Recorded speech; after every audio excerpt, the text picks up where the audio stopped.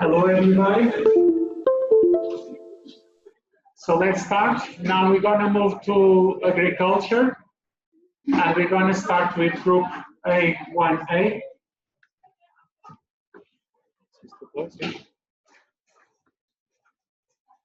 Carlos, está no ecrã?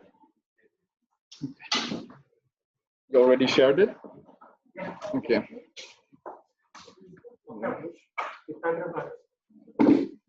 Jetzt müssen wir das hier nochmal ändern.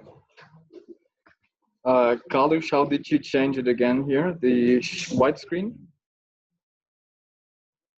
On the presentation mode? There. Okay, perfect. Thank you. Thank you.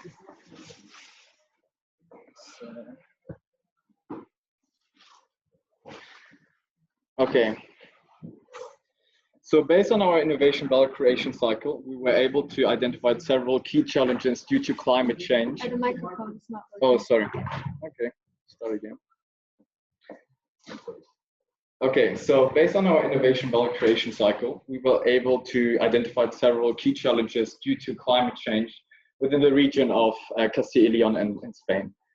And those key challenges were, for instance, inefficiency and resource management, water scarcity, risk of losing biodiversity, but also predicting crop yields. So in order to address these challenges, we tried to come up and offer our key potential customer base of 98,000 farmers a solution which helps them to crop their yields in a more accurate way, but also to detect anomalies.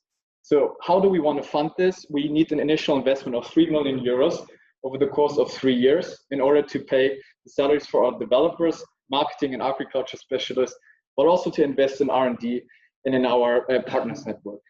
So on this note, I would like to welcome you to our today's presentation. My name is Konstantin and this is Christina, and today we would like to present you our final solution on crop monitoring and yield prediction on behalf of our group A1A.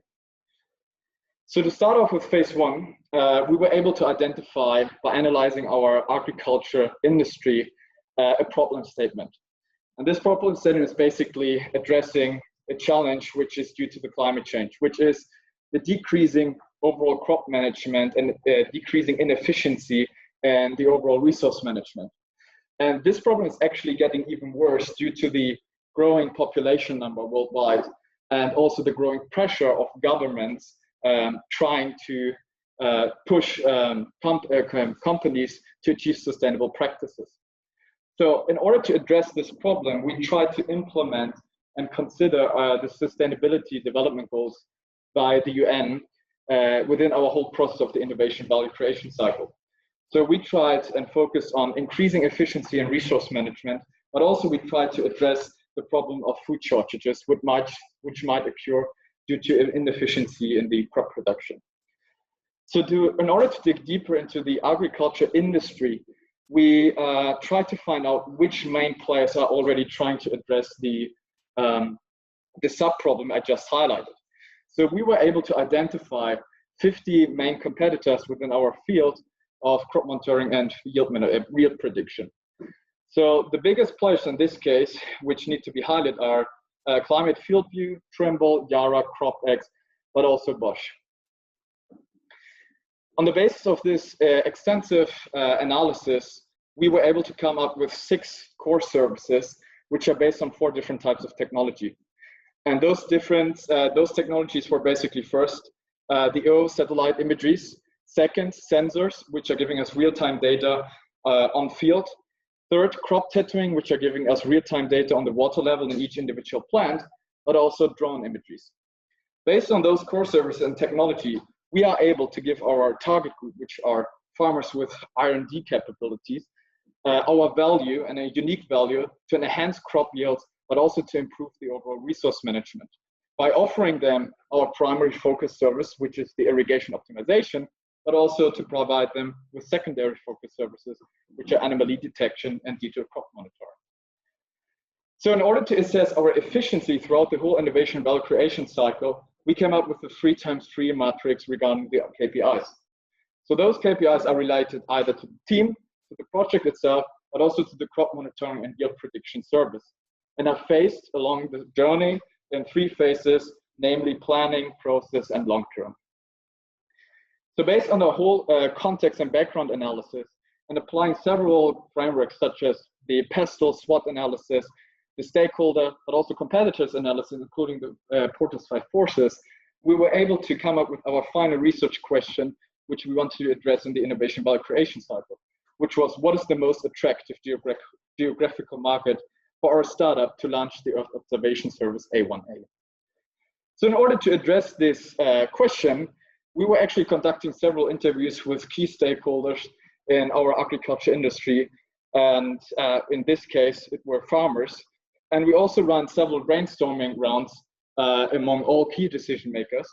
And based on this, we were able to come up with 20 country level filters and 195 ideas, which are in this case countries, acknowledged by the UN. Those filters were related either to the agriculture industry itself, but also to the economic and political status of the country, as well as R&D and innovation. So applying those 20 filters to the 195 countries, we were able to purify our data that accurately that we were able to reach to define a destination of 4 unique countries, which were Denmark, Germany, Poland, and Spain. So in order to get an even more accurate result, we applied 6 additional filters on the local level in order to get our final destination. So by doing so, we actually arrived to our local destination, which was Castilla y León in Spain. In order to understand Castilla y León in a better way and to understand the regional challenges, we run an extensive research. We're able to come up with regional challenges on the basis on which we were able to address the needs demanded by the local farmers. So those regional challenges were, for instance, general water deficits, extreme contrasts in climate change, and negative impacts due to the climate change, risk of losing biodiversity, and also inefficient and old agriculture equipment. So based on this, their needs demanded by the local farmers are basically getting an optimized irrigation schedule, but also counteracting, in particular, the potential losses of farmland due to the increasing vulnerability as a result of the climate change.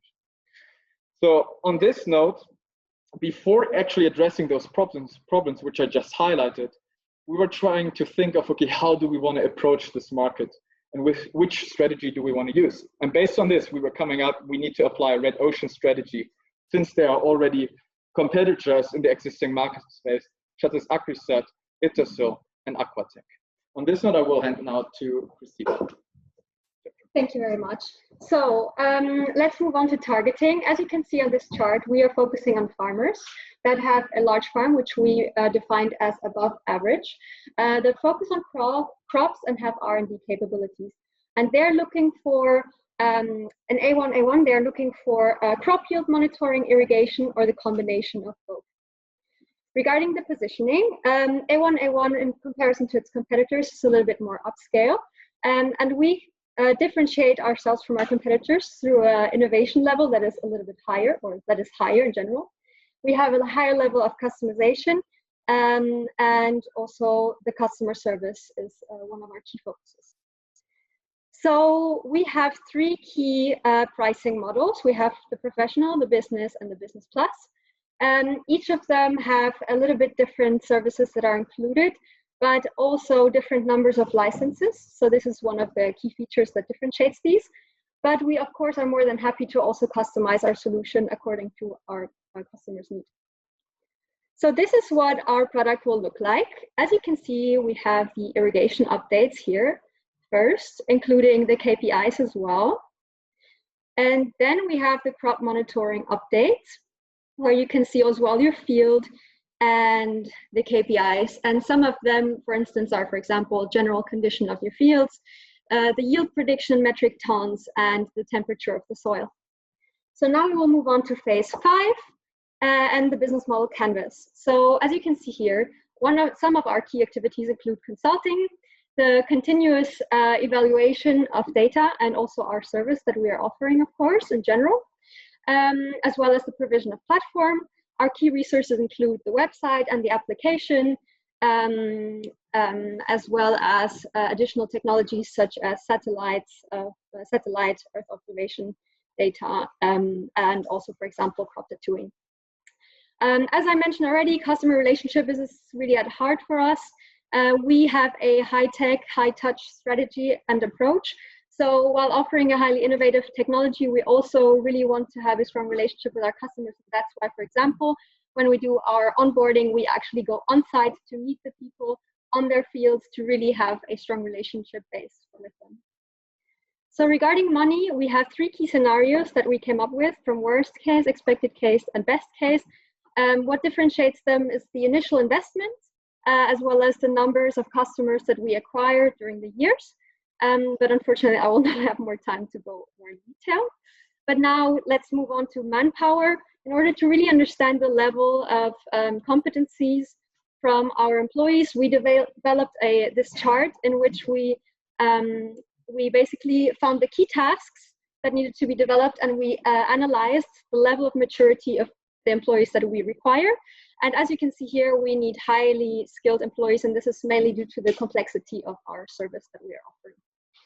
This was then translated into minutes, so a timeline in which we also identified 3 key milestones: the pilot implementation, the evaluation of first results, and creating a sustainable partner network. So Konstantin already mentioned the key performance indicators, and this is the overview of the 9 categories. So out of the 9, we were able to successfully conclude 6, and 3 of them only partially. The 3 include the project-related process, the crop and yield prediction service in terms of process and long-term. So after successfully entering Castilla and León and Spain, we would recommend to expand to Poland and to Denmark. We identified 3 key regions of high potential, and this recommendation is also based on our value creation wheel process. So to conclude, we aim to create value for farmers with R&D capabilities by offering a tailor-made Earth observation service that empowers farmers to enhance crop yields and improve overall resource management by using a highly innovative technology that offers them a state-of-art irrigation, as well as detailed crop monitoring, detailed yield prediction, a variable rate of application, vegetation indices, and the anomaly detection. And this is then supported as well through several tools such as Earth observation data and crop tattooing. And why is A1A relevant? It's relevant because we have a social impact, we have an environmental impact, and we have an economic impact. And last but not least, we are, as we already mentioned, we would recommend you to help us to move into Castilla y León and start there. So to conclude, there are 3 key takeaways that we took from this process. The value creation wheel gave us the perfect framework that is customizable, flexible, but structured at the same time, and helped us to find the perfect solution to the challenge. But also it gives us the room for creativity and innovation. So for example, during the idea and filter generation, this was key in the brainstorming and brainwriting process. And the value creation wheel also enhances a high level of communication within different stakeholders, which was also highly relevant for us to achieve inside, outside, and no box thinking. Thank you very much.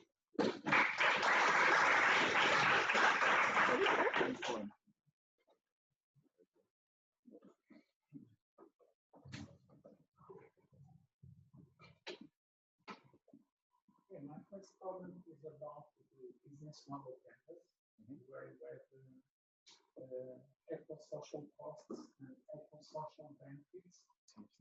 I think that's very nice in the sense it's innovative and you don't see it very often.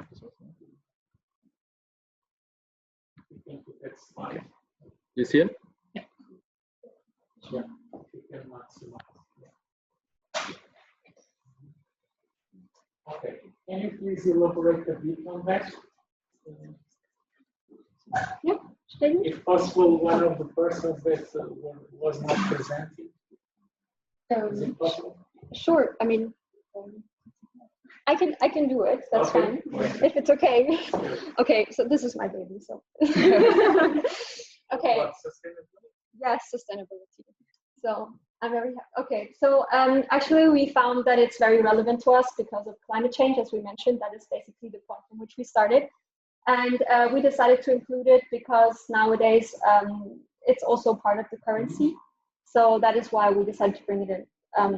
And to basically go more into detail, what is included in this, it's basically, oh, I cannot even, can you make it bigger so I can also see? So basically we included for the, thank you.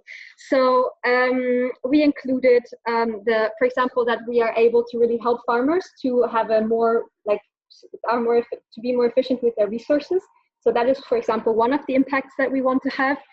And also, for instance, the food security part. So with the SDGs, this we also included in this eco-social benefits. And in the costs, well, we still need it's still very energy intensive. So that is actually still a relatively large carbon footprint that we have as a company, including also the direct and indirect impact, of course. And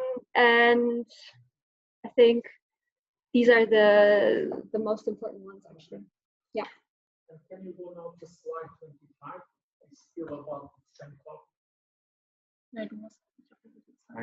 Why am I saying this? And this is a comment to everybody in the class, okay? Is because I know we are pushing the sustainable development goals to all the students. Basically, the European Union is also pushing for that and so on. But then normally people, they just put the SDGs, but then they don't expand on that. I don't know if it's because they don't believe on that or if it's because it's just something they have to say. Something happened to the PC. Oh. And here you mentioned again social impact and environmental impact. Can you also elaborate on that? Basically it's yeah. I mean, we already. So a comment for all the groups is for your final report. Please try to make it reach in your own specific project to the sustainable development goals and try to explore it. What's happening here? Sorry, I don't know what's happening here. What is that impact?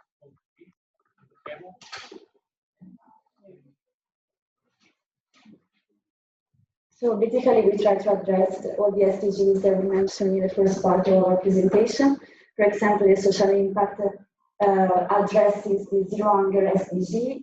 Indeed, we would like to improve the food security on a global level, of course, starting firstly on a local level, but also fighting the climate change by using the natural resources in a more efficient way.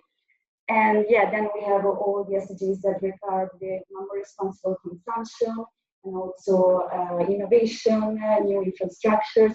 And so we have on this side the economic impact with the prevention of economic losses, because all the environmental challenges are threatening the yields of crops. And so, we try to make a nice summary of the SDGs and our solution. Thank you very much.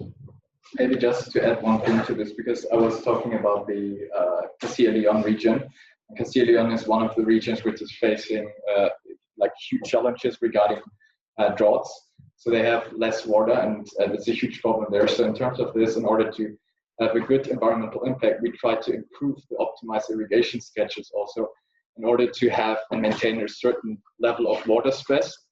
Otherwise, we see in a lot of countries which don't have that much water, a huge problem that farmers are using the water or the little amount of water which is still there in order to irrigate their plants, which is actually kind of resulting in a vicious cycle.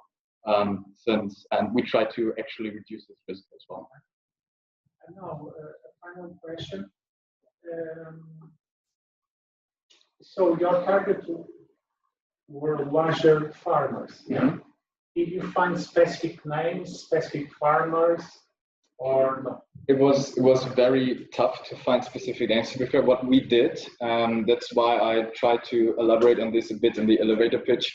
We found a number which is 98,000 mid-sized farms, which are officially registered in Castilla y León. We found a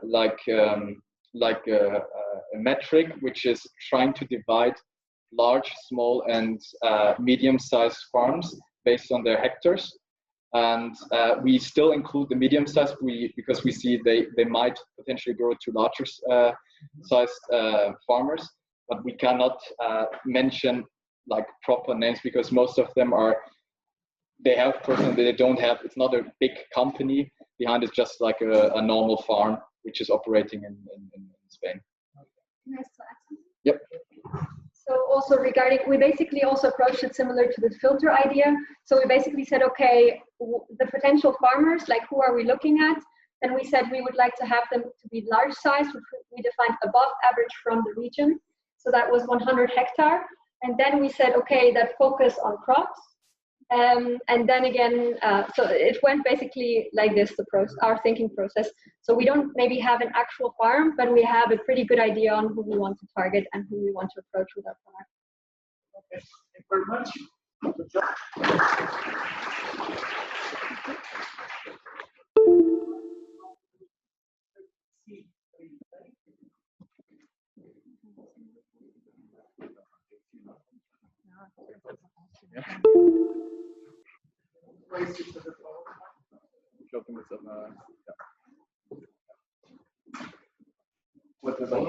Wir haben danke. Hast du deinen Stecker? Ja. Should not. Ah, okay, thank you. Now you open the PowerPoint.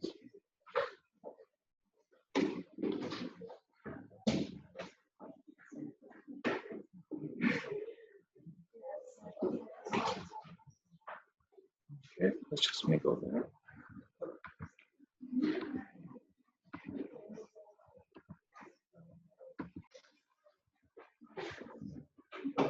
Okay, yeah.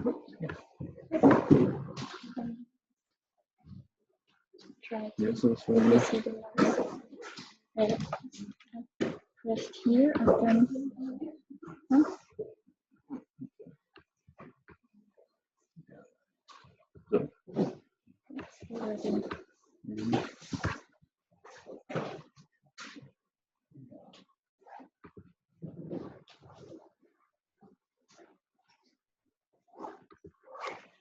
Humans must overcome a plethora of obstacles to survive as a species. The exponential growth of the world population and its scarcity in resources are just few of many. Accounting for 70% of the water used, the agriculture sector must find innovative irrigation solutions to make more efficient use of our most precious resource. We are C3A, and we are determined to meet this pain point. C3A wants to make Earth observation data comprehensible for end users in agriculture. Our reports published on the webpage and app are helping to understand the data and tailoring the global output to the local needs. With this, C3A contributes towards a more sustainable form of food production.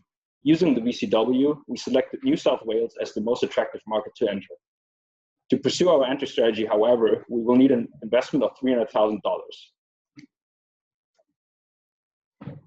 With this elevator pitch, we welcome you to our final presentation. We'd like to explain you now how we came up with New South Wales as a market to enter with our startup by applying the VCW. Let's start with phase one. To better understand our challenge, we started the project with an internal and external analysis. I'd like to highlight now the most important findings of our research. First of all, we try to clarify why it is important to increase water use efficiency in agriculture. As Yannick already mentioned, our growing global population requires farmers to produce more and more grain every year. Climate change leads to more drought and increases water scarcity. This means we need to produce more grain with less water in the future. How can Earth observation help? With Earth observation data, we can derive information on the actual evaporation from the soil surface. This helps to increase water use efficiency. Who benefits from this information? We identified 4 key players: the farmers, agriculture entities, like consultants or associations, the planet Earth, and governments. We'll talk about those players later in phase 4B again. At the moment, I'd like only to highlight why the governments are interested in such solutions. One of the reasons are the Sustainable Development Goals. A lot of countries signed those goals in order to contribute their part to a more sustainable global behavior. Also, our solution contributes to those goals, especially to zero hunger, responsible consumption and production, clean water and sanitation. Having clarified the benefits from our solution, we had a look at the competitors in the market. As our concept and solution wasn't fully developed in phase 1, we tried to provide a brief overview of potential competitors. We put them in a matrix and distinguish between whether they operate locally or global, and also between the amount of technical expertise that is required by the end user to understand the information provided. Thereby, we identified 3 high-growth players: CropX, Up42, and OneSoil. To combine the gathered external information with our internal strengths and weaknesses, we prepared a SWOT analysis. Thereby, we found that our most important strength is that we are a team with a business perspective. We create a market pull in an initially technology push market by making the technology attractive to end users. Our biggest weakness is that we have low financial resources. This is also why we are here tonight. We need funding. Our biggest opportunity is to tap into a market that is heavily subsidized. And our greatest threat is the low financial liquidity of small farmers that could limit the demand for our solution. Finally, at the end of phase 1, we defined our KPIs for the project. We will evaluate them at the end of phase 5. So due to the shortness in time today, we actually just introduce you to F6A from now on, and for 4B and 5. So how do we capture value in phase 4A? We use the value creation funnel to find the most attractive country to enter in with our service. As an input, we had 193 UN countries, and we used 24 global filters sorted by relevancy, meaning that the most relevant filters were used first. And the result was we should enter Australia. We looked at the multi-criteria decision analysis, and it showed us that our decision is right. It justified the decision. Using different weights for the filters according to the relevancy that was defined by the key decision makers in phase 3C, we found that Australia scored the highest score among all UN countries. We did a similar step with the funnel in the local perspective. So we used 4 local filters to look for the best state in Australia. So we put 8 states into the funnel, and we came out with New South Wales as a result. Again, looking at the MCDA, it justified our decision as New South Wales scored the highest score when we weighted the filters according to their relevancy. And indeed, New South Wales is a really attractive market as it provides almost 20% of the agriculture total gross value in Australia and has a really high average farm size. Now that we know which market is interesting to enter in and attractive for us, we would like to leverage a little bit on the problem. So we dig deeper into the value chain and what is the problem in the Earth observation value chain. The main problem is that there's a break between the downstream industry and the end user. So actually the output generated by the downstream industry is too complex for the end user to understand. The only way they could understand that is by purchasing additional advisory and consulting services, and that is really expensive and that's not good for farmers. Further, the downstream industry is often consisting of global players, and these global players are not an attractive funding and investment target for governments. Because they operate globally, also they lack often the local knowledge that is required to make full use of the Earth observation data in certain regions. So how is one C3A to help? We want to establish ourselves within the downstream industry as a new player. We want to reduce the complexity of Earth observation data for the end user. And at the same time, we want to tailor the information that they get to the local needs. So these are information to crop types and seasonal effects. Lastly, because we are a local company, we are suddenly an attractive target for funding and investment of governments. Let's quickly look at the STP process. We segmented the market, in the end user market, into 4 main segments. From this segment, consistent with our user scenario, we targeted the agriculture associations as the main segment. However, we also targeted the farmers as a secondary segment. The reason for this is that associations actually bundle the interest and the buying power of the member farms and other members. However, we also, as you see in the concept later, wanted to provide the ability for individual farmers to purchase our service as well. Towards these segments, we wanted to position ourselves as easy to understand service that is easily accessible and also looking like a local partner. If we look at the strategy canvas, by comparing our positioning to what competitors are currently doing in New South Wales, we found that there's actually a blue ocean that we could tap into. Our service can be distinctly different if we focus on three main components. First, the comprehensibility of the data. Second, local knowledge that we add. And third, a clear pricing structure that no other competitor showed so far. By using the Scamper method, we constructed a concept for our service that looks like this. Actually, there are three types of reports available. Associations can purchase monthly review reports and outlook reports and distribute them among their member farms. Farmers have the ability to purchase live data, which is more accurate and almost real time as it occurs in a 3 to 5 day cycle. For these different services, we have different pricing. So for the associations, we will use low-res imagery, satellite imagery, and the prices will be around 32 cents per scanned hectare. And contracts are made annually while the reports are handed out monthly. Farmers will be able to purchase the premium product for a higher price. So there will be high resolution imagery used and the prices will be around $1.50 per scanned hectare.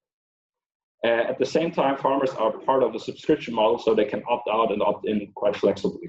By the way, we call this a modification of the razor and blade model because we sell a basic product for a quite cheap price, and thereby attract users to buy the premium product or the extension of the product at a higher price. Here's a brief overview of how our concept will actually look like, or how our interfaces will look like.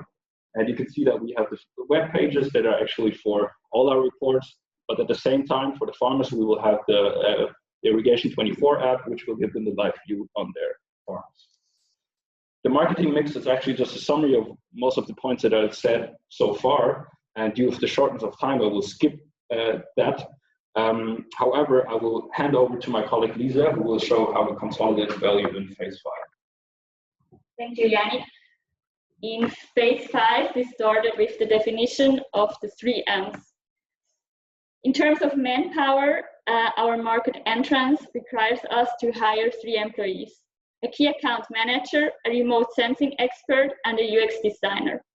And in terms of money, the entrance requires 7 key investments: the funding of the company, the rent of a co-working space, the development of the website and the app, investments in the marketing and PR budget, and finally, the salaries for the first 6 months for our employees.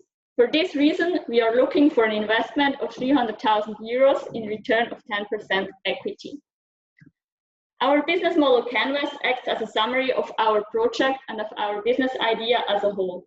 As we already mentioned a lot, I only want to highlight here the most important things again. Our value proposition. We help to increase water use efficiency in agriculture by tailoring down Earth observation data to local needs and to make the information as understandable as possible.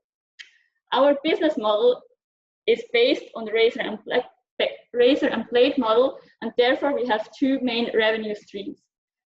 We have the historical and outlook reports for the associations, and we have the subscription for the farmers for the access to the live reports via our app.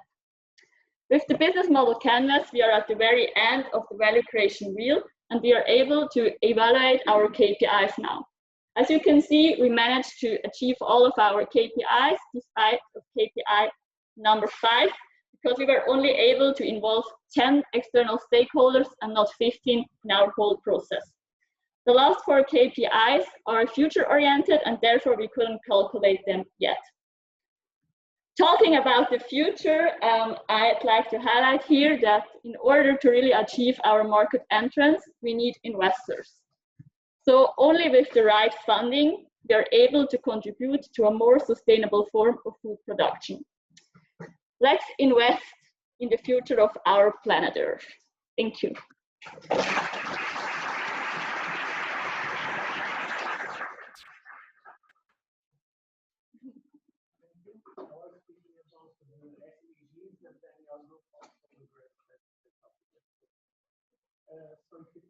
the microphone.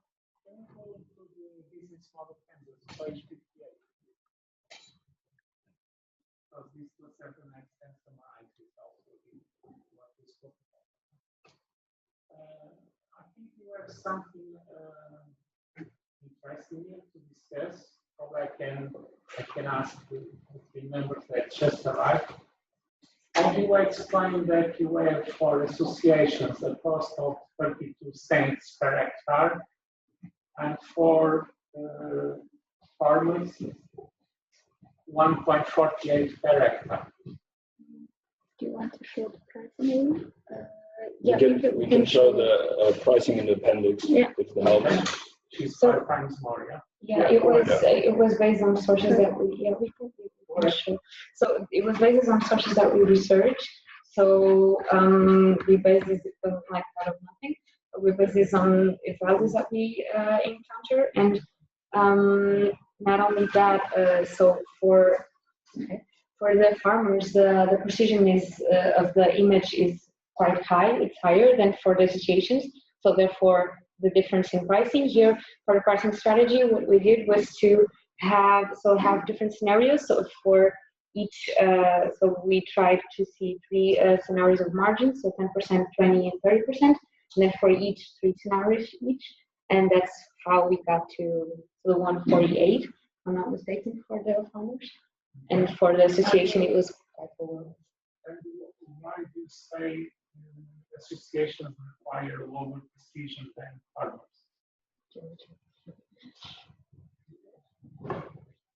Yes, because actually for the association, it's more broad information regarding water use efficiency and water use efficiency from what's in past and for the future. And for the farmers, it's more about very precise data regarding some stuff like the meteorological conditions or like the specificity of one farm. So that's why it's very precise for the farmers and more broad for the association. Just to add, also because our premium service for the live data is quite expensive, we know that, and it's not likely that every farm wants that. And if you look at associations who have member farms, they would have to like kind of bargain if they really want to purchase the more expensive service. But if you're an individual farmer who has like really sensitive crops or lives in an area where meteorological conditions are unreliable, then it's highly likely that you would purchase like a more roughly report. Now, the other question I have for you, okay? So would you say that your value proposition should be different for associations than for farmers?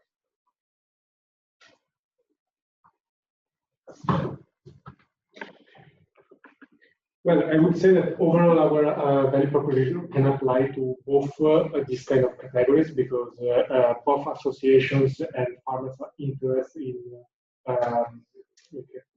apply solutions that can save water and can be more efficient.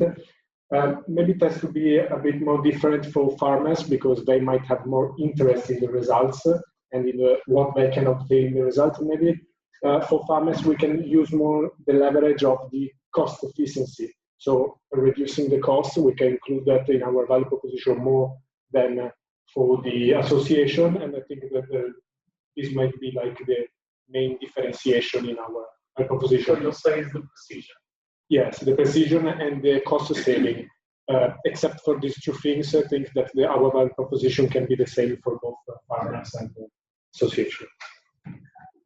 And my final comment is to do with local filters. Can you show?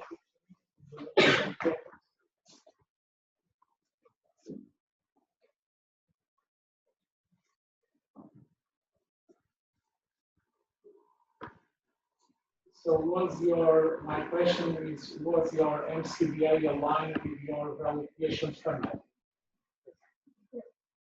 Yeah. Because it's not compulsory to be, okay? Yeah, so actually, this is the value creation funnel for the local filters, and this is the MCDA, and we use the exact same filters. However, as we did in phase 3C, we put a relative, like all of us 5 KEMs, evaluated each filter. Doesn't matter if local or global, how relevant it will be from a score from 1 to 3. 3 is really relevant, 1 is not relevant. And in the MCDA, we use this relevance as a weight to see how important it will, how many points it will score. So if we look at, for example, filter number 25 here, which is the first local filter we applied, it's a high relevancy filter, and therefore, if you as a company achieve that, sorry, not as a company, as a country or state achieve that, then you get 3 points. Whereas if you get a low relevancy filter through, you only get 1 point. And by doing so, we have the weighted score, which again justifies our decision to go to this software. Thank you very much.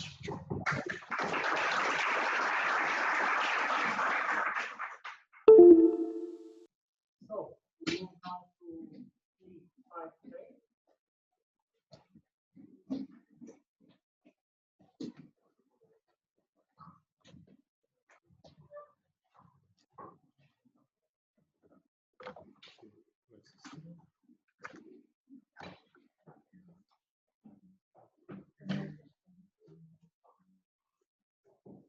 I can connect if you want.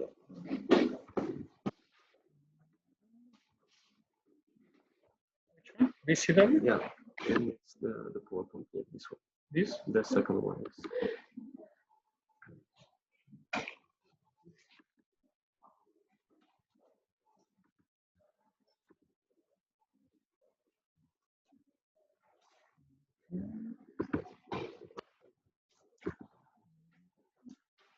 It's actually my telephone.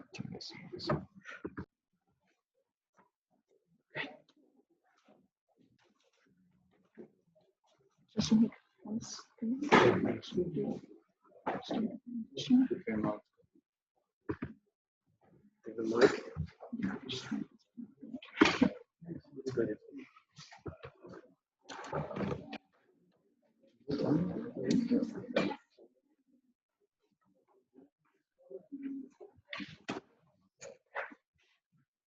Okay, so good evening, everyone. We are a social enterprise called E5A, and we're going to present you the solution we came up with in the value creation wheel. So quickly going to our team, we have Felix, Leo, Miriam, and Zenia, and myself, Kena. So let's not lose time and just jump straight into our solution. So today, 78% of people living under the poverty line depend highly on agriculture for food and revenue. So agriculture must be producing also 50% more to feed the population expected by 2050.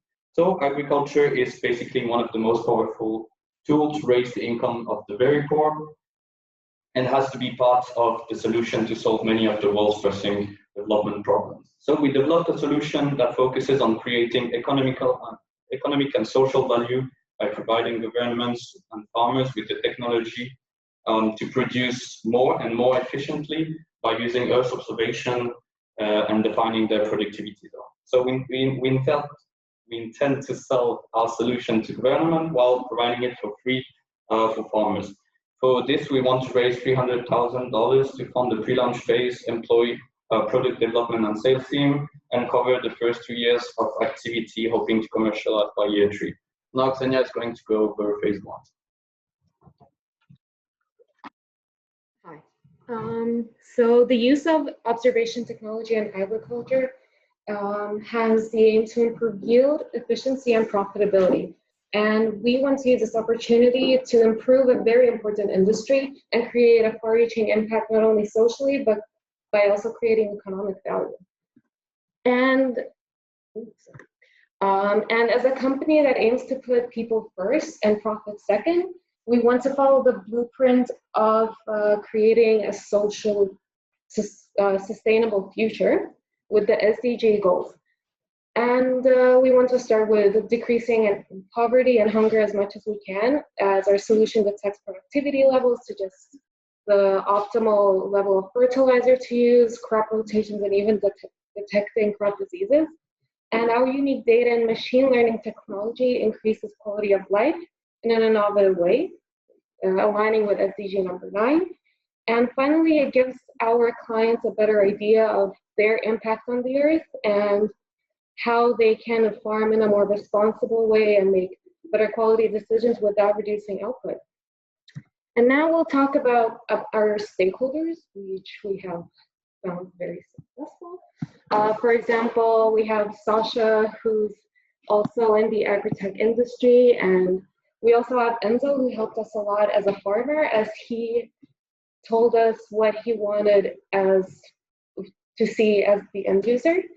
We also talked to Florence Tercier, who's who's head of philanthropy in a foundation, and she told us as a social enterprise how we can find funding and what kind of funding we should search for. And of course, Nuno also gave us some indication of what kind of government or what kind of solutions government seeks.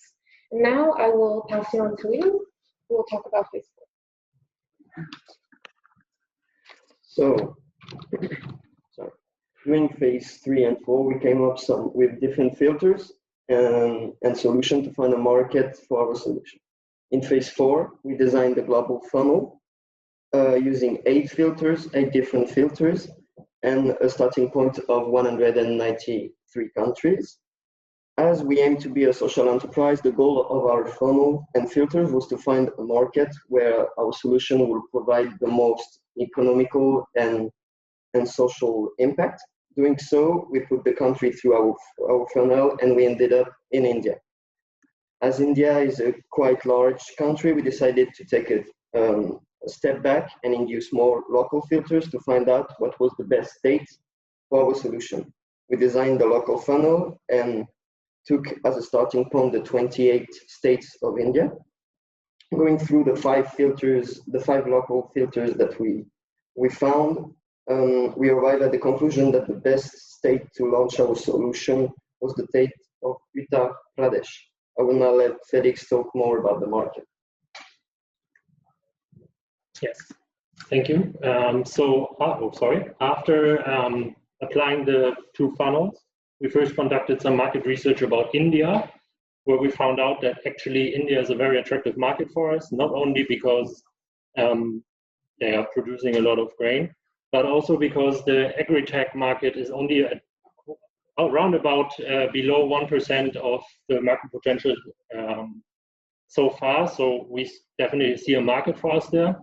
And the Indian government actually introduced a couple of initiatives in the past couple of years to boost innovation and entrepreneurship, because they also see that there is a potential and they could actually improve their economy by introducing this kind of stuff. So, and after applying the local funnel, we also did some market research about Uttar Pradesh. And there we saw that agriculture is actually the backbone of the economy there, with about 59% of the people being employed in agriculture of all employees, and that they are the top grain producer across India, even though their productivity is still quite low, where we saw a potential for us, because this is what we want to improve together with the government and the farmers, obviously. And there are no direct competitors in the market yet, so we want to step in there.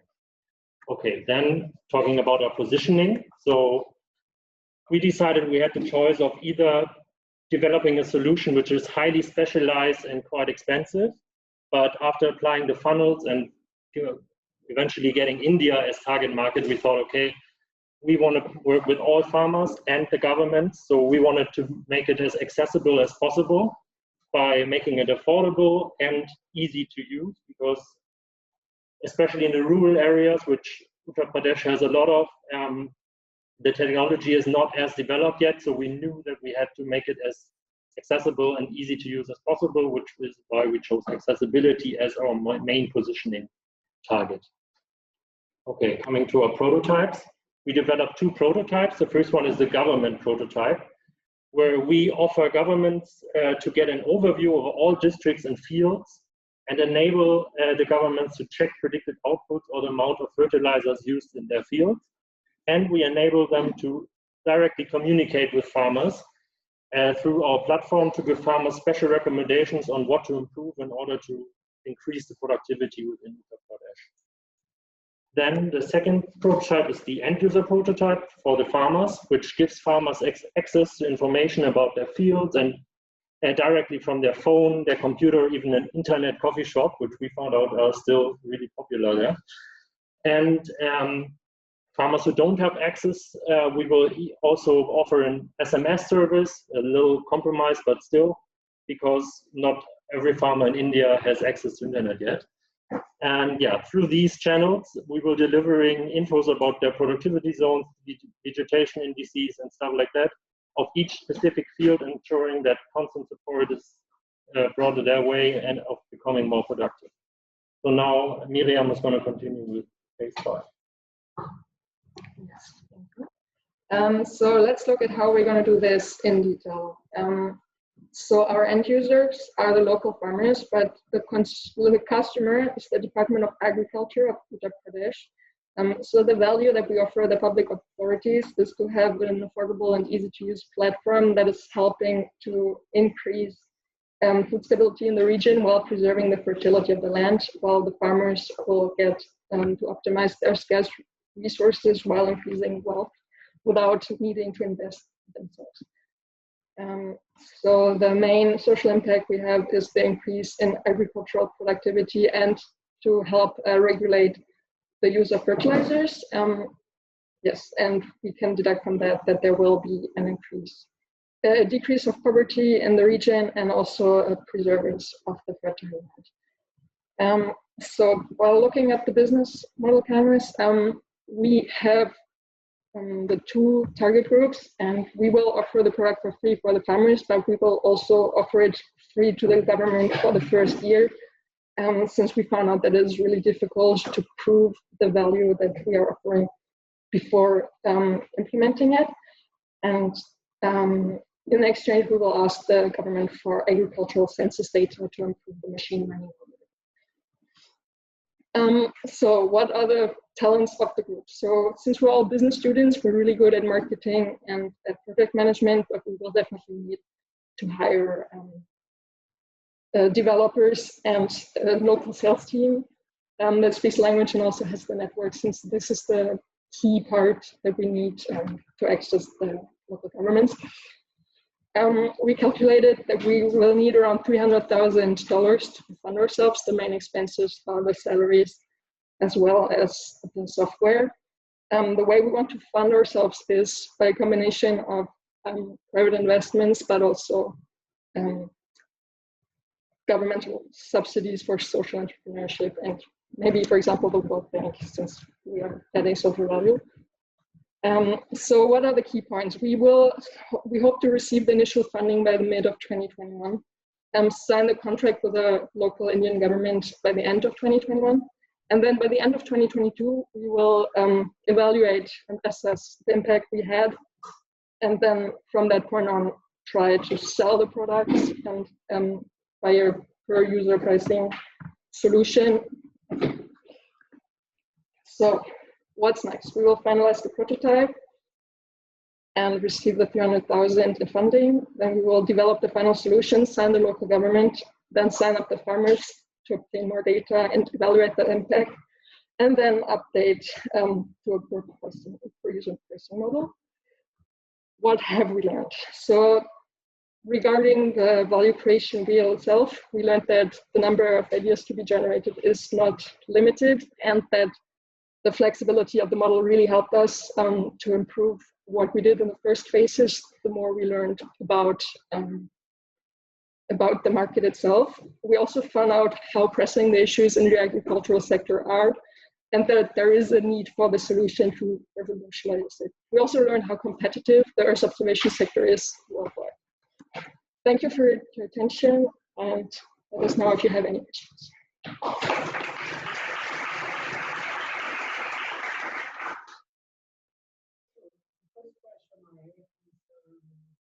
So you said you spoke with Sasha about the needs of agriculture.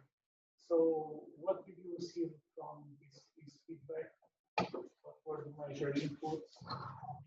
So we have to say, yeah, so one thing that is important to mention is that Sasha is working in agroforestry. So straight away he told us that this was the kind of solution that was not adapted for his kind of farms, because they are all covered by trees, etc. So this was already a good insight into understanding what are the basic needs of the different kind of agriculture, basically.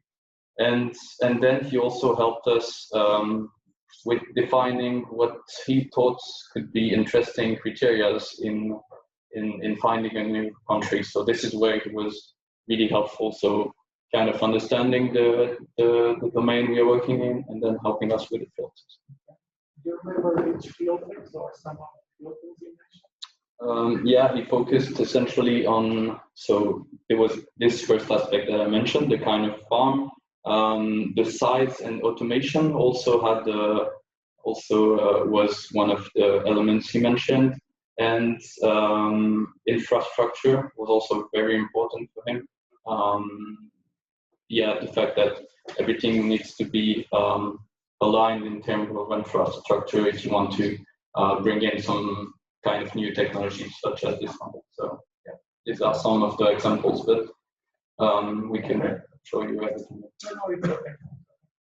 And you also spoke with Florence. I don't know who spoke with Florence. Was it? Still me. Okay.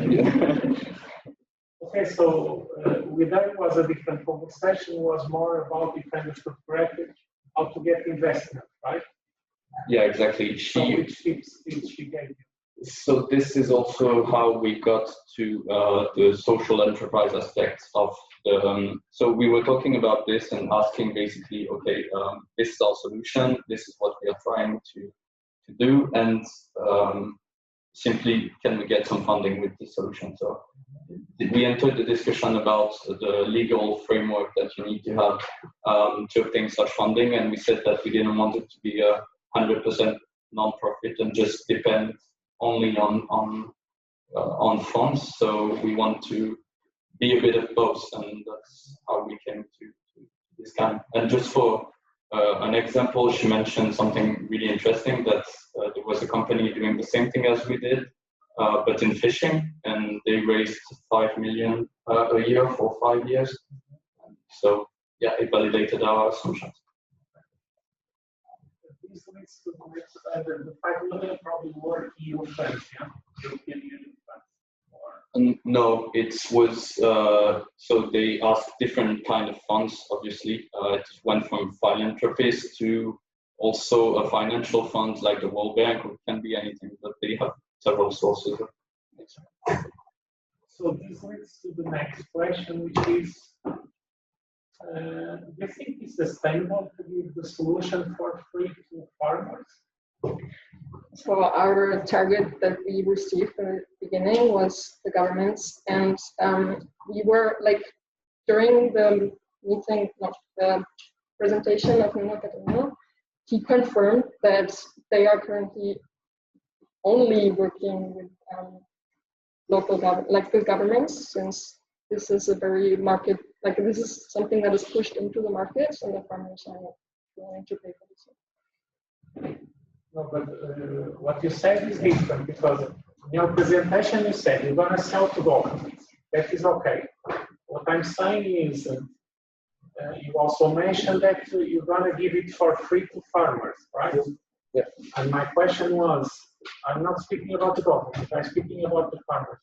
Do you think this is a sustainable strategy? Because giving for free to farmers, of course, you also need to give maintenance, service support, to answer their questions, to help them, and so on, right? So do you think this is sustainable? What is the idea behind? The idea behind giving it for free to farmers is basically, first of all, because we don't, our company does not focus on profit, and we basically want to help them. Most of our action want to help the farmers, so that's why we give it for free, so that they don't have to to pay us. So that, yeah, I'm lost now. So I think the reason is we're not really giving it for free. It's the government is paying for them. This is Okay. Because yes. in presentation you said okay. for free. If I can just add something also, you have to consider that these farmers are on ground and can give us with very valuable data that would easily cover the price they would pay for such a solution. So this is how we gain, we share value actually. They have the solution to improve their productivity, and we have better data to improve our So we have two things here. One thing is what Marcel understood, they're going to give you the data. And the second thing is government is going to pay for the expenses with the, is that? Yeah. Okay. Okay, thank you very much. That's it.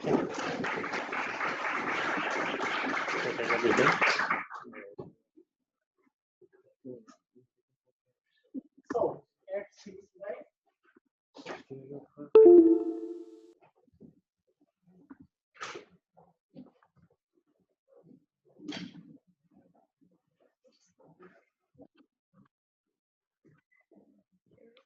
It's here.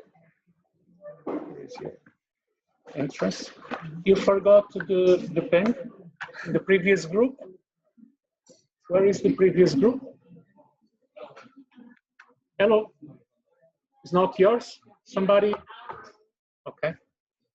Thank you.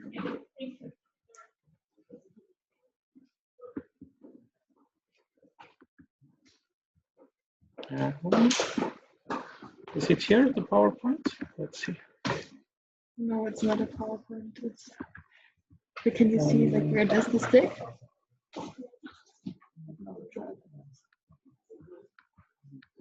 Because it was in Canvas. So it's a copy of. This one? Yeah.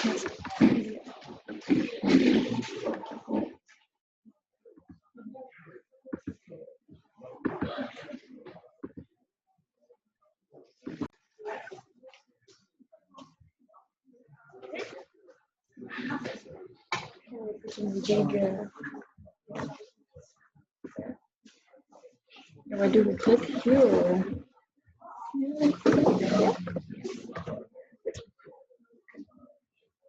We can put bigger.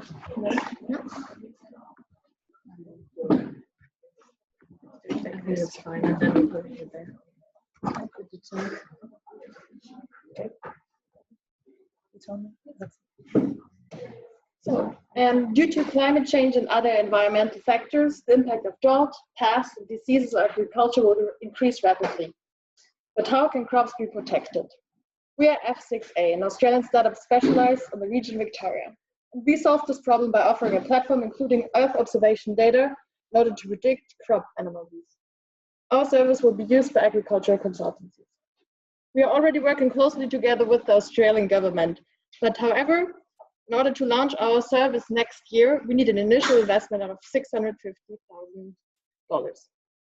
So let me provide you more information about F6A, our startup, and let me introduce you to our team. So with me today is Lara and John. My name is Yanni, and we're together the team of F6A. So let me jump in already into phase one and how we discovered value.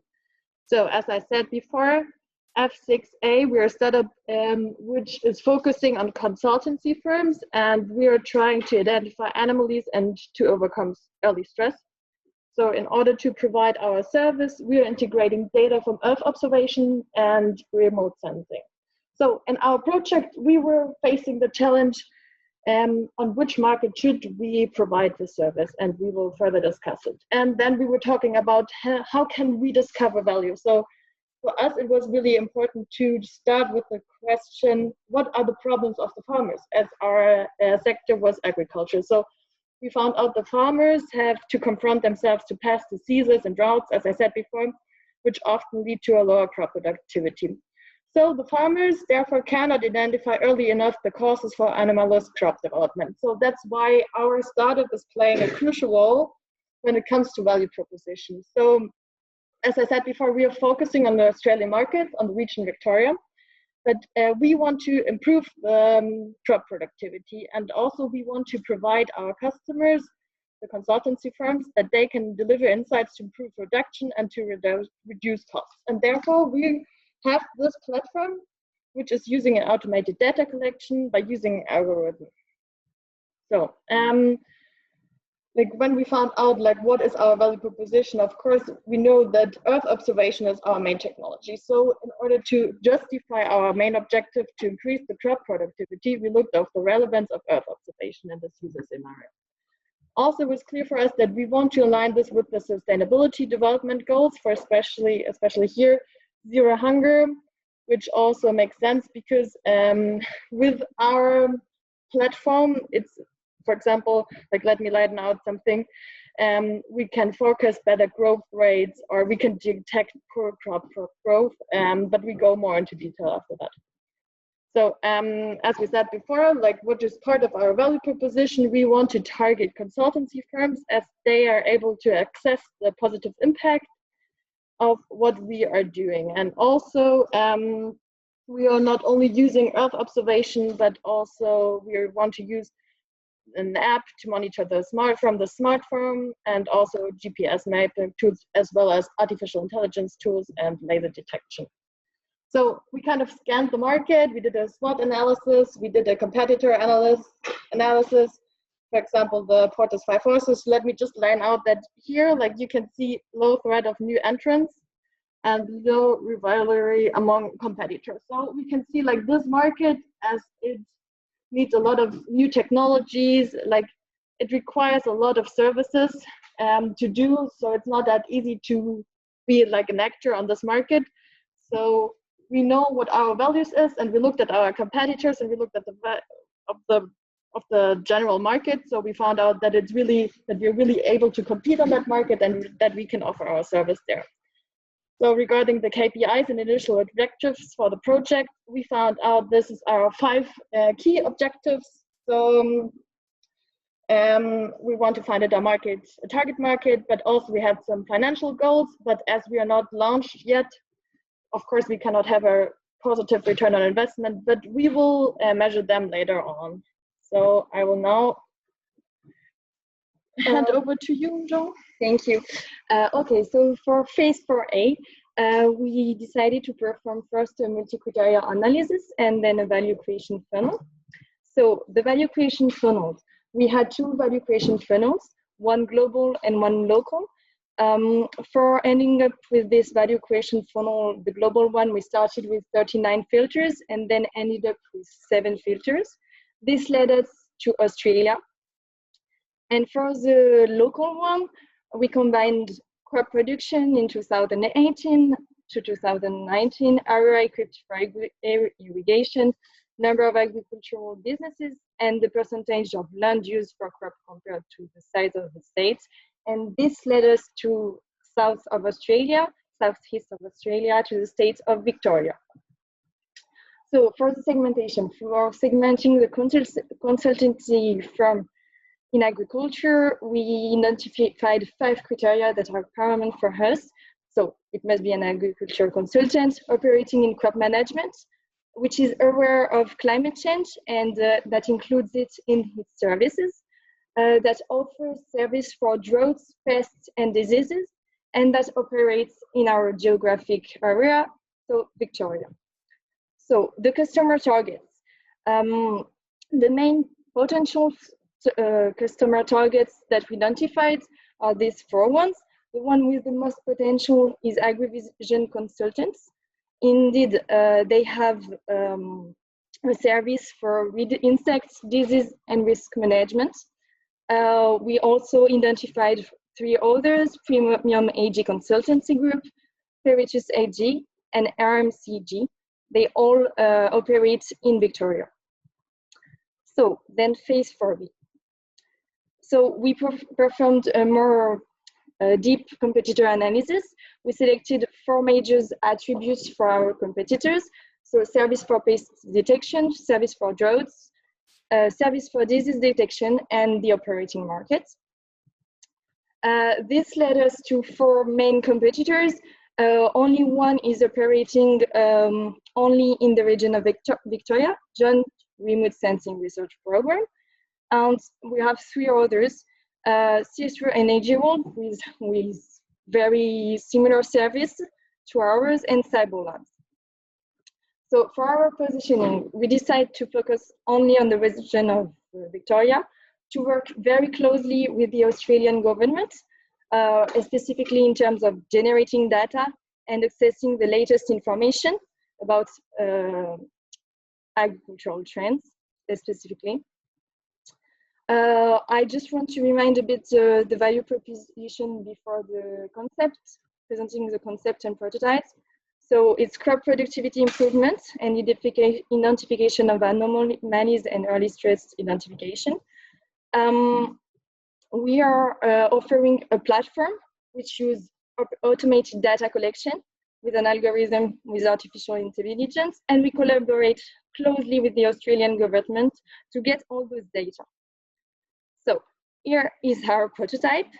So all this information from Earth observation satellites, remote sensors with multiple camera, and meteorology, that's all data that the Australian government are getting through some different projects. They are in a database. We, as a startup, we get all those information from this database. We transform it to 3D visualization and more headlands. We also provide an application and notifications for the consultants and for the farmers, which are the clients of our consultants. Just another detail that I want to add about this, we have to be very fast about reacting to diseases before it's too late. And so one of our main value is also to identify diseases before it becomes visible to the human eye. So now phase 5. So for the business model canvas, most of these topics we already covered. However, I want to highlight the key partners. The app Activate Me, he will help us to deliver our platform in locations that have poor connection of internet. Also Australia government that will provide us with data and also with funds for us to grow. And Earth observation companies that will provide with open data. For the 3 M's, the manpower, since we are a startup, it is essential to only hire the crucial people to develop our app platform from scratch and also develop future strategy. So we will need an app developer, data engineer, data analyst, business developer, marketing manager. So with the high level of task relevant will be data analytics, since we'll be the bridge between the IT department and the marketing department. So ultimately we'll have the last word and decision. So analyzing our team, we conclude that we can fulfill 2 positions, data analyst and marketing manager. However, we will need some training in the agriculture industry and also using the platform. So now about the money. This is our most important cost. For example, rent, computer software, cloud storage fee, and wages. We use this cost to calculate our investment, initial investment. We came up with a $50,000. However, this initial budget was predicting 12 months of developing the app, doing the marketing campaign, so no revenue during that time. Pricing strategy, we develop a 3-level plan, basic, comfort, premium. The features will increase from basic to premium. These prices are according with our main competitors. Now minutes, we predict to launch this product in the first quarter of 2022. Our next steps is final consideration for the product ideation, deep our knowledge about the market of Victoria, for example, talk with business in there, and also start to look for agreements with the suppliers of paint. So like now we will talk a bit about our objectives for the future, as well as our customers are really centric for us. We want to have a good net promoter score, and our benchmark here for is 85%. Also, what is really important for us that we want to increase the crop productivity in operating areas. Like we are measuring this by Australian government data. And we want to increase this by 5%. This is really important for us also in regards of the sustainability goals. We want to minimize the number of the issues by the users and also want to minimize the server downtime. But as our product is not launched yet, this is like objectives and KPIs for the future. So to wrap this up, like we target this problem, how can crops be protected from these threats? So our solution was to have like a prediction model to identify the early stress factor and animal disease early. So we are offering our service in Victoria and we have 3 subscription plans. And our service, as we said before, is the platter with automated data collection in order to improve crop productivity. So thanks for listening. So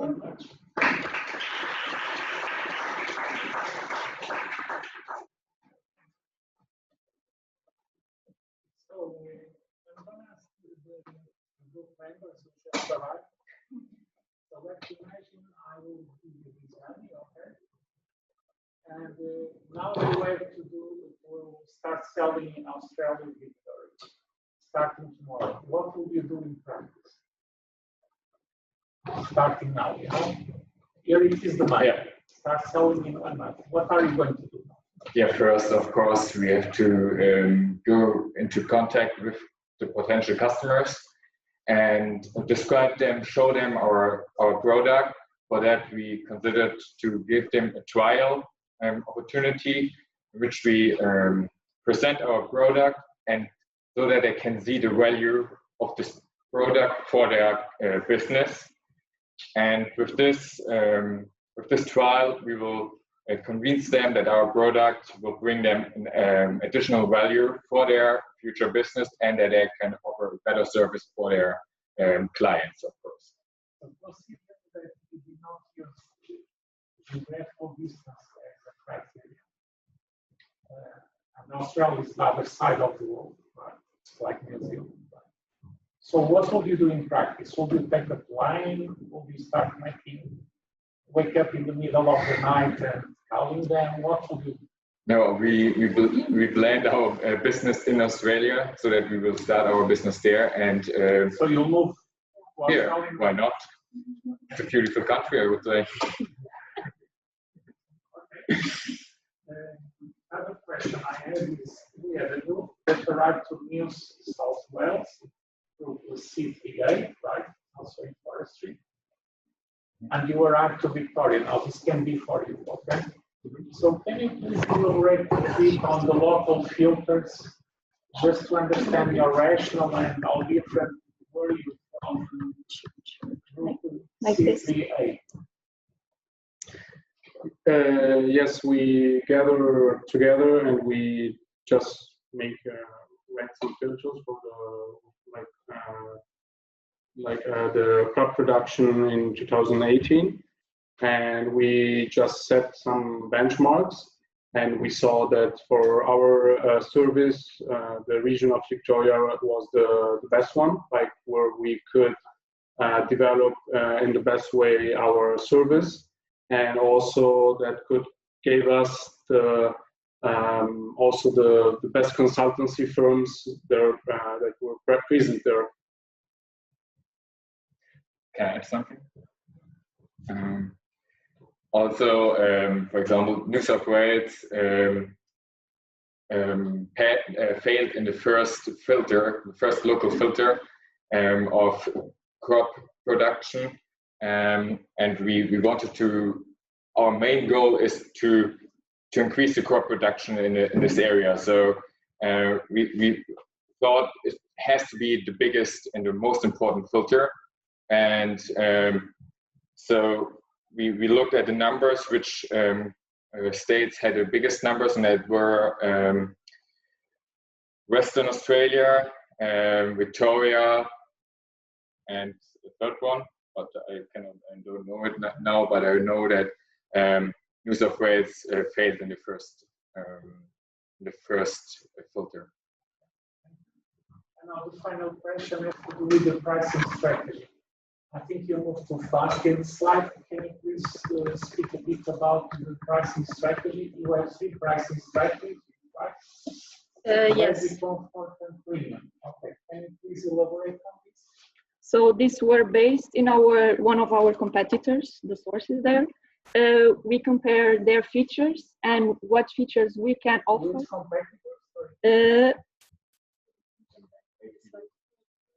AG World. They also have this similar with different features. However, their focus is not on early stress or anomalies. However, we try to adapt a little bit. Of course, this model is not final, as we are still going to develop our app. Of course, that can change what can we offer or can we not add in there.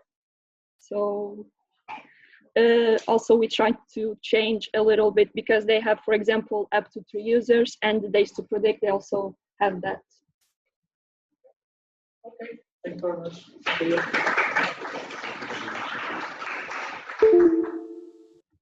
Now, finally, H8A.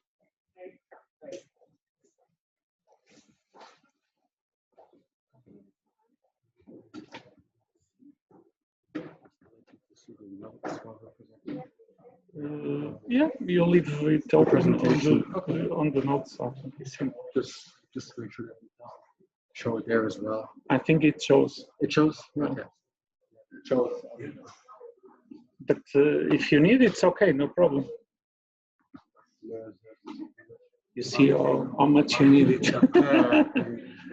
So do you have the thing here? Yeah, the presentation. So we need to attach here. Here it is.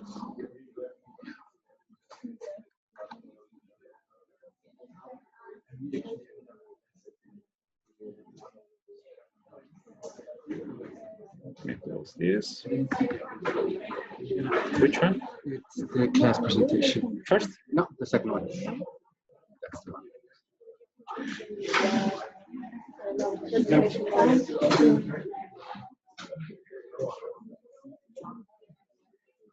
Yes. Now if we put, for instance, just turn on this. Sorry? Slideshow, just to check with the note. Put slideshow and presenter. This, no, the other one. This, no, the other one. This? Wait, this one, this third one, which is presenter. No. Okay. You want to leave the notes like this? You want to? No, I think you need to. I mean, then they see it there. It's not very. In the presenter view. Usually there's a presenter view. Yeah. present online. In this case, So here. You can just click on this. This one? Yeah, this one. No, this one. This one. Yeah. Yeah. Yeah, perfect. Okay. Okay. Now I have to do something. Which is I need to go back because I need to put recording.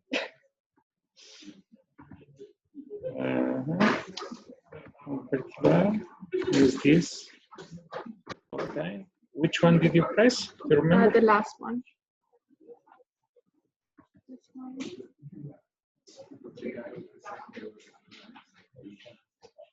Is it? Yeah. Okay. Right. Stick to the microphone. Oh yeah. Okay. So, perfect. We're ready to go.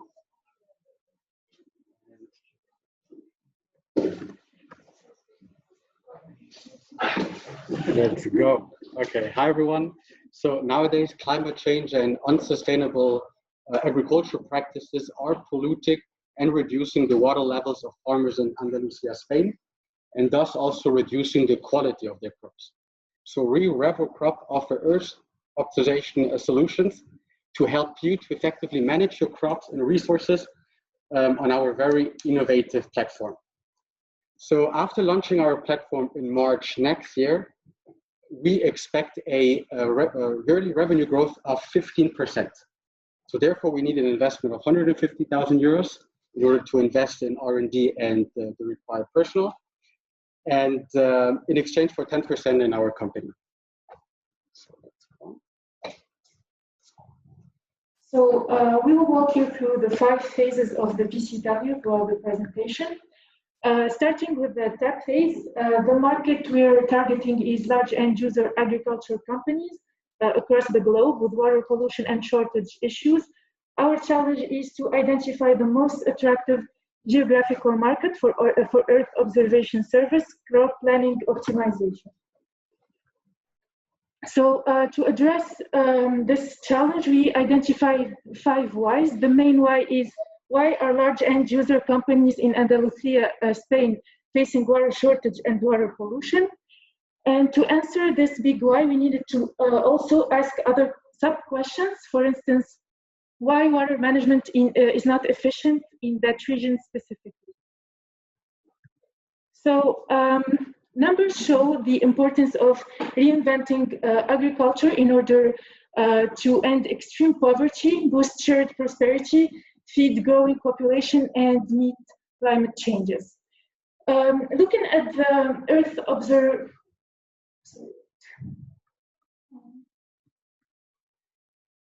Okay, so using different Earth observation technologies, we will provide services such as vegetation indices, crop type classification, and productivity trend analysis. Our vision is to be Europe's front runner in terms of delivering efficient Earth observation data interpretation to large agriculture companies.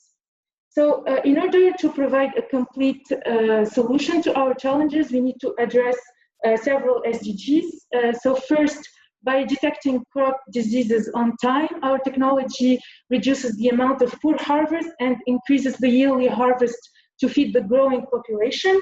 Secondly, our technology allows an efficient allocation of resources and reduces the amount of pesticide and water used on the field, which is beneficial for the environment and the life on land. Third, our technology tracks and estimates carbon fluxes more accurately in order to reduce the environmental impact of farming. So we identified the following complements to our Earth observation user scenarios: drones, weather sensors, modems, apps, and advisory. So as we mentioned, our main customer is large end user companies, but exploring this target, they need to have R&D capabilities, for instance. They need to be focused in quality and interested in sustainable production. We already identified a potential customer in Andalusia, a company named SSG, which is a group of companies and brands within the olive oil, vegetable oil sector. So to better understand the market, we established the 5 forces of Porter. The main takeaway is that rivalry among existing competitors is high, as well as the threat of entry. It's due to the technological advancement of the market. Buyers have moderate bargaining power. Switching costs between competing firms can be high. And when it comes to suppliers, they're not concentrated and switching costs are low. Then we map the players according to the most important criteria that we identified, like vegetation advices, water predictions, etc. And as you can see, Trimble is probably the main competitor that we have. And then to have a better overview of our internal and external environment, we conducted the SWOT analysis. Our main strength is our ability to address the problem of water shortage and pollution. And our main weakness, we think it's the technical language that could discourage farmers. For our biggest opportunity, it might be actually COVID-19, as it can be a driver for digitization. And the main threat we face is low penetration in developing countries. Also, the potential change in regulations. Finally, yeah, we mapped our stakeholders according to the power and their relevance.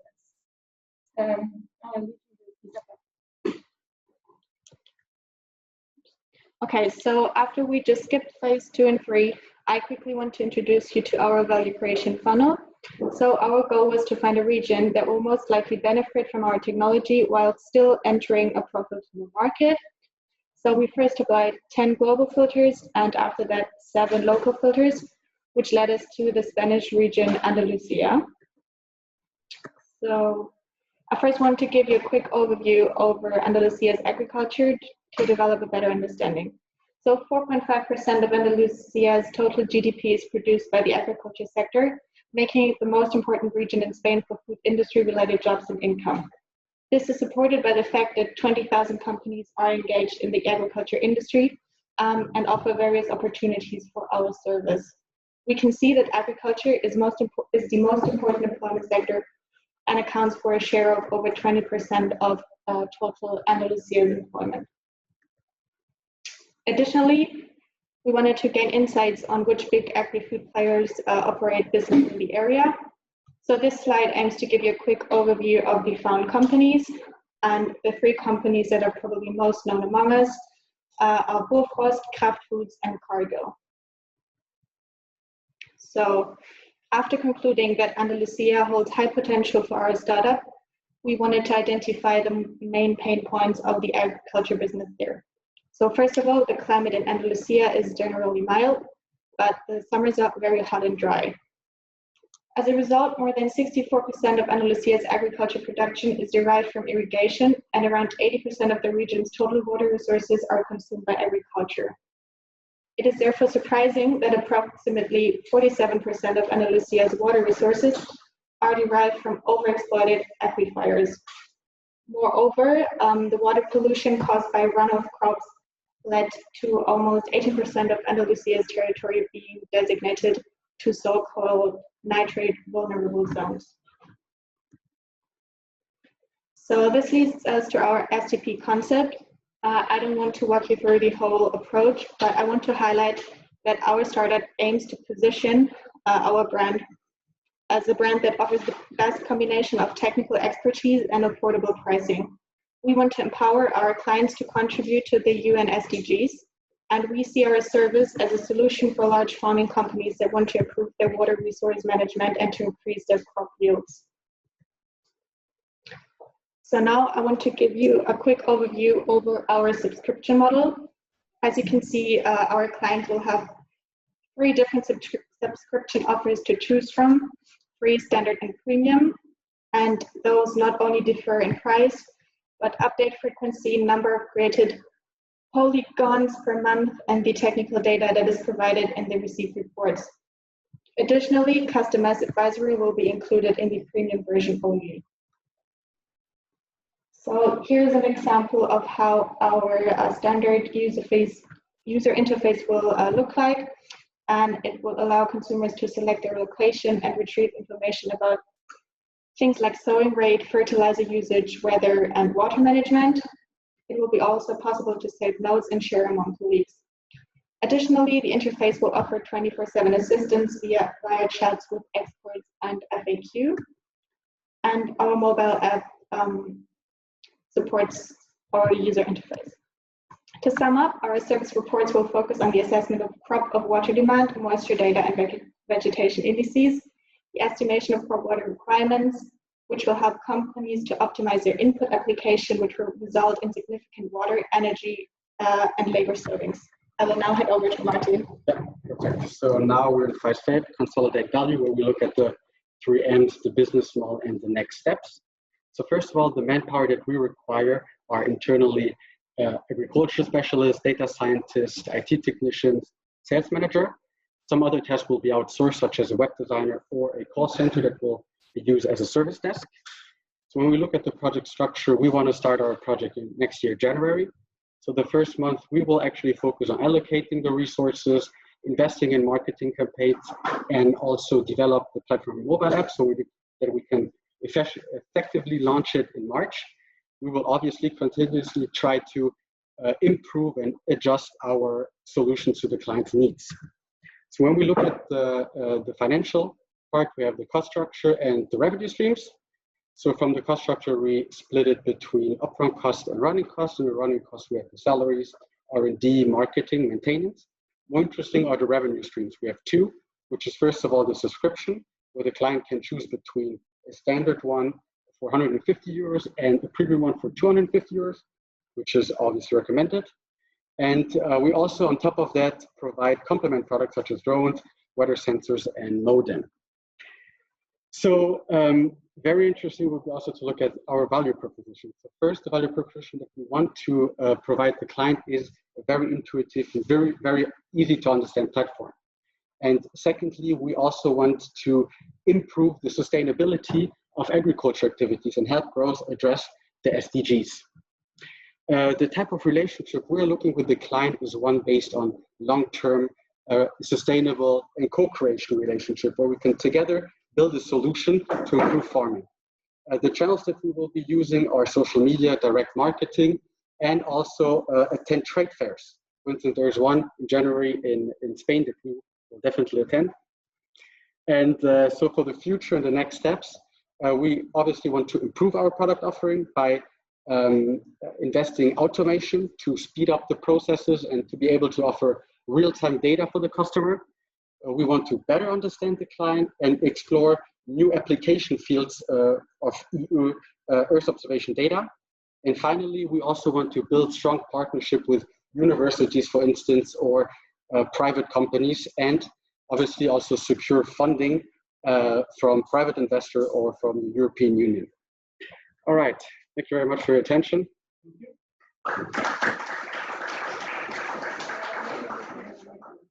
Yeah, sure. The first question I have, I think this can be part of the questions there are, has to do with the local filters. You are addressing an issue which has to do with water shortage, which is to a certain extent is similar to group A1A, because they also spoke about irrigation, optimization, and so on. Okay? However, they arrived to Castile and Leon, and you arrived to Andalusia. Yes. So can you please justify your filters and why Andalusia? Yeah, so for the local filters, it was actually the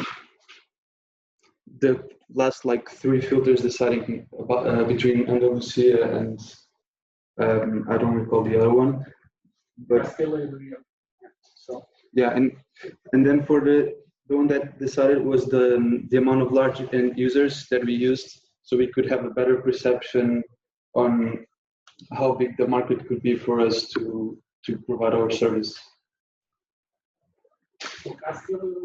No, that one. It's the field.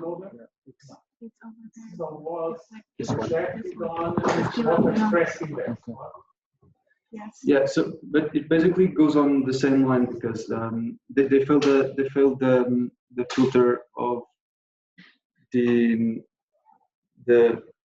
farms.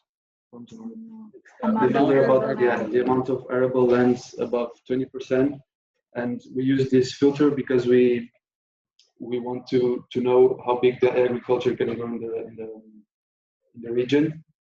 And yeah, that's why Castile and Leon was left on the way, and we were left with Andalusia at the end. Okay. Then you mentioned the companies there. Do you know precisely which companies you have in mind to give you that? I saw you show it there. Now the question is, if you had to pick one, which one would be the one with the more potential that you say this is the one? It's maybe a Cargill, because it will be more interesting to work with these countries because there are a lot of production of olive oil, and with the same in Andalusia is very present, and so it's a huge crop and yields to analyze, and it's the more linked with stress water, and so we would like to work to improve the best solution, and if there are problems with the solution we can solve, it's important for us. But Cargill owns the farms, or Cargill rents the farms? Like, do the farms belong to somebody else and they just buy the olive from them, or do they own farms? own farms as well? I think it's both, to be honest, but like the reason why cargo is very important for us is that we can see that the olive sector is very profitable in Andalusia. So that's why we assume that this is our main customer. But you understand my question, right? Because the thing is, if the farmers belong to somebody else, I don't care, right? It's not my problem. Yeah, your solution is very to, even if it's the owner or the, not the owner, it's to make a clear discussion between all the actors.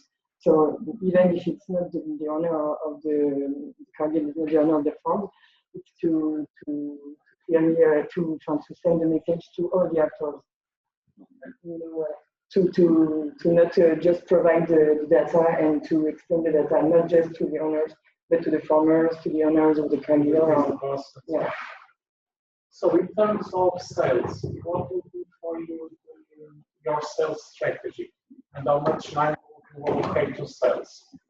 So basically, for the sales strategy, we thought about hiring an account manager, sales manager. We're not expert in sales, so let him do the work. And now for the sales strategy, yeah, we already just thought about hiring someone. And a part of that, we invest also in marketing campaigns with direct marketing, where we invest in Google ads or Facebook ads and increase our social media presence as well. That would be our strategy pretty much. Thank you very much.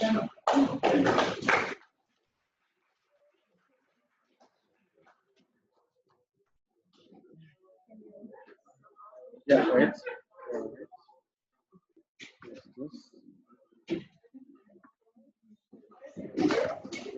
This one. And then eliminate. Okay, so to conclude, just 30 seconds. I have to say I enjoyed very much the group project. Thank you very much. You did a great job, and considering the amount of time you had and all the other courses you are doing, the other 10 courses, some of you, right? You are doing, I think you did a very nice job. Regarding feedback to everybody, make sure in the final report you don't forget to speak about the SDGs. Don't forget to mention the first customers you're going to target with the names, or to make it more realistic, right? Like when I arrive to the market, I'm going to contact this customer A, B, C, okay? Some of you did not speak about competitor analysis. Make sure you address that issue also in the final report. It could be a hidden slide, of course. Pricing model. Justify properly the local market if you have not done so. Why that particular market? Why with local market research? And finally, how to sell. Think about this. How am I going to put this really in practice? What I'm going to do now that I finish this to start selling tomorrow or in 1 month, in 1 year, okay? So thank you very much. If you have any doubts, just send an email to me or Carlos, okay? Bye-bye. Thank you.